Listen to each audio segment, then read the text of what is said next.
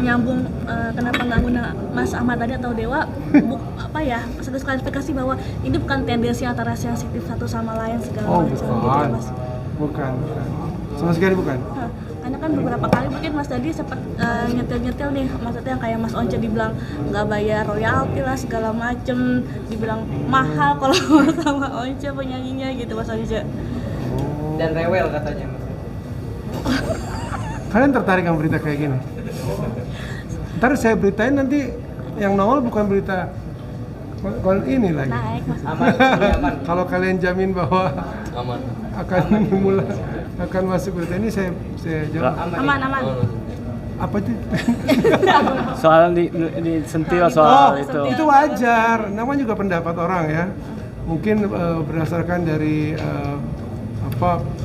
perasaan, ungkapan perasaannya. Dan juga mungkin ada pengetahuan tentang detil-detil yang masih kurang sedikit ya. Artinya saya sih anggapnya itu satu bagian dari dinamika bermusik di Indonesia.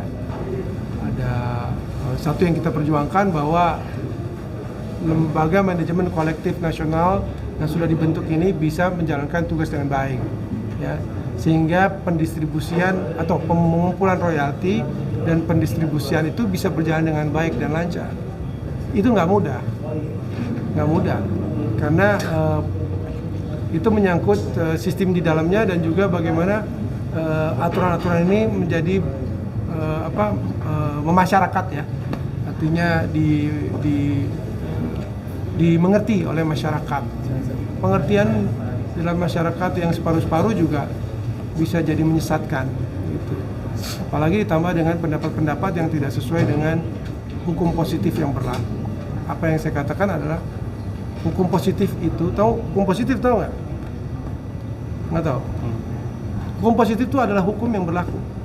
Hukum yang berlaku, aturan-aturan yang tertulis yang berlaku dalam satu negara. Jadi apa yang berlaku adalah LMKN adalah pengumpul dan pembagi royalti ya kepada yang berhak, apakah itu pencipta, apakah itu performer maupun juga pemilik hak terkait seperti pemilik master rekaman.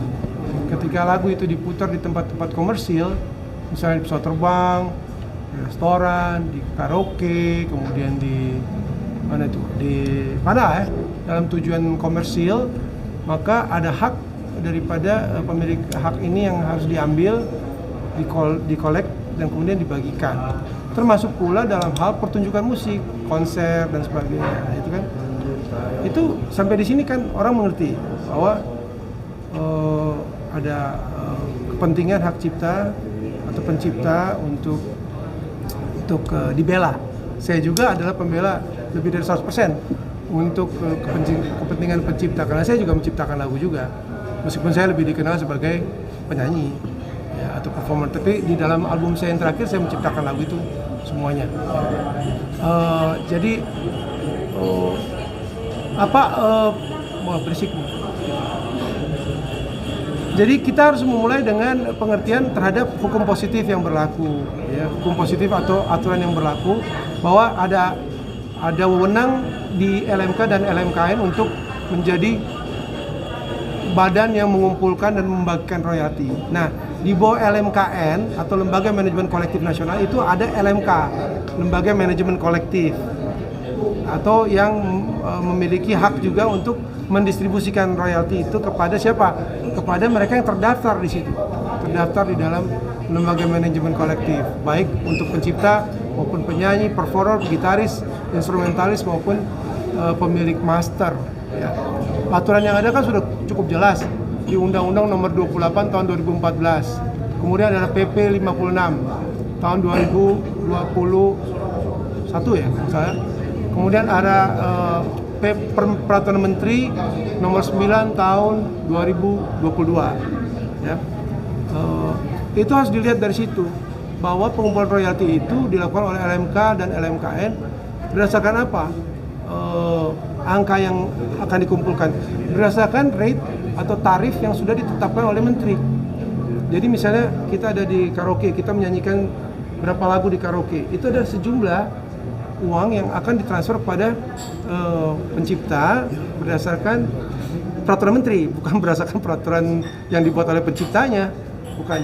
Demikian juga dalam pertunjukan konser, jumlahnya adalah sejauh ini 2% dari tiket yang terjual, atau jika tidak memakai tiket maka 2% dari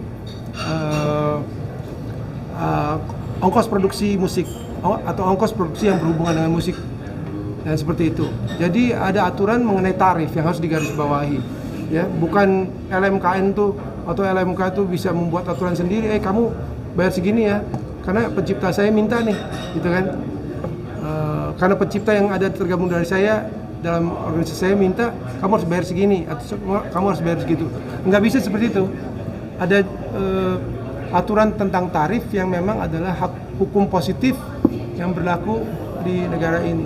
Tapi apakah mungkin Mas Dhani sendiri nggak tergabung dari LMK sampai akhirnya Dia tergabung. belum dapat haknya yang dari dinyanyi sama Mas Once sendiri? Ahmad Dhani tergabung dalam LMK WAMI sebagai pencipta, dan dia akan tunduk terhadap aturan-aturan yang ditegakkan oleh LMK WAMI dalam hal pengumpulan royalti, yaitu 2% dari jumlah tiket yang terjual atau 2% dari ongkos produksi yang dikeluarkan untuk kepentingan musik. Tapi sampai Mas Ahmad Dhani ngomong belum dapat royalti dari Mas Once, bagaimana? Saya nggak mungkin bayar royalti ke dia karena saya kan main diundang oleh event organizer. Nah, event organizer itulah yang bertanggung jawab pada LMK atau LMKN yang kemudian mendata lagu-lagu apa yang dibawakan, ya. Lalu event organizer sebagai user harus membayar sejumlah uang kepada LMK atau LMKN. Nah, jumlahnya berapa?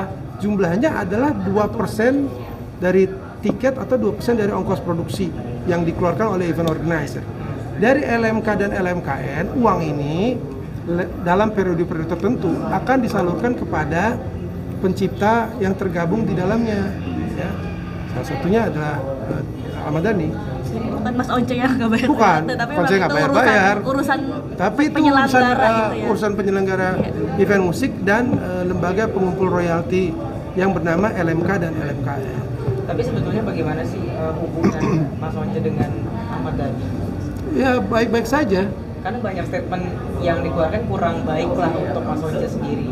Biasalah. Sakit hati karena salaman sama Presiden Jokowi. Seniman itu kan pandai mengelola rasa. Pandai mengelola rasanya mungkin jadi lagu baru. Tapi hati-hati bahwa seniman itu kadang-kadang nih, bukan saya katakan semuanya ya, seniman itu kurang pandai kadang-kadang sebagian dalam mengelola informasi untuk menjadi kesimpulan yang objektif, ya. Saya ini kan kuliah hukum, saya bisa mengelola informasi hukum lalu mengeluarkan statement dan kesimpulan yang objektif. Kalau membuat mengelola rasa, ya monggo, itu mungkin bagian dari kesenimanan saya juga. Kemudian menghasilkan apa? Ya menghasilkan karya yang indah. Gitu. Mas Once sebaliknya nih, kalau lagu-lagu Mas Once yang Mas Once ciptakan dimainkan oleh Dewa 19, Mas Once pernah bilang bahwa itu ada kesepakatan pribadi antara Mas Once dan Ahmad Dhani atau gimana, Mas? Ada dua yang pernah Mas Once bilang, jadi ada melalui LMKN atau kesepakatan pribadi antara teman gitu. Gini, saya ingin LMKN dulu yang membuat satu statement bahwa aturan hukum positifnya seperti ini, ya.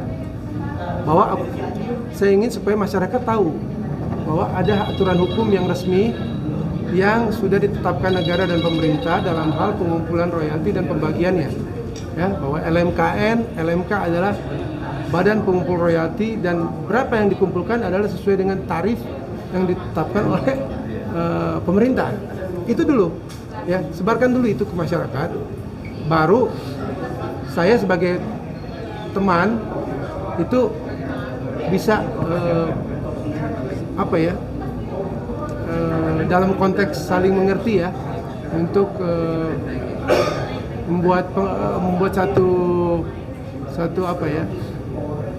negosiasi, bisa dikatakan gitu, tapi secara rileks lah, antara teman saja, bukan dalam konteks hukum, bukan dalam konteks aturan. Itu adalah bentuk simpati dari performer untuk pencipta. Mas, tapi kan LMK ini kan turunan dari PP Royalty Music nomor 56 ya. Ada yang cacat nggak Mas sejauh ini menurut Mas Once? Kalau cacat semua aturan di dunia ini, di bumi ada aja cacatnya, gitu kan. Penerapan LMKN gitu Mas, apa itu? Ada pasti kekurangan sana sini. Tapi kita mau pilih apa? Mau pilih khayalan di kepala kita bahwa seharusnya seperti ini, seharusnya seperti itu. Kemudian membuat aturan sendiri atau melakukan sesuatu berdasarkan apa? Berdasarkan hukum positif yang sudah ada. Lalu kemudian kita masuk ke dalam sistem yang ada dan memperbaikinya. Ya, kalau tidak secara keseluruhan tapi sedikit-sedikit.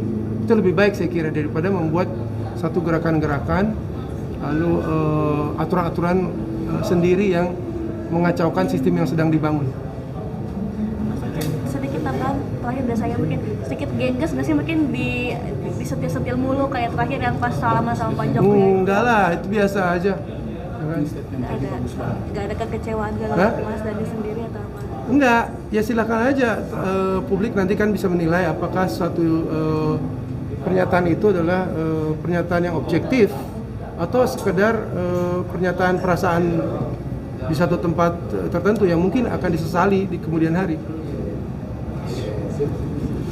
Terima kasih.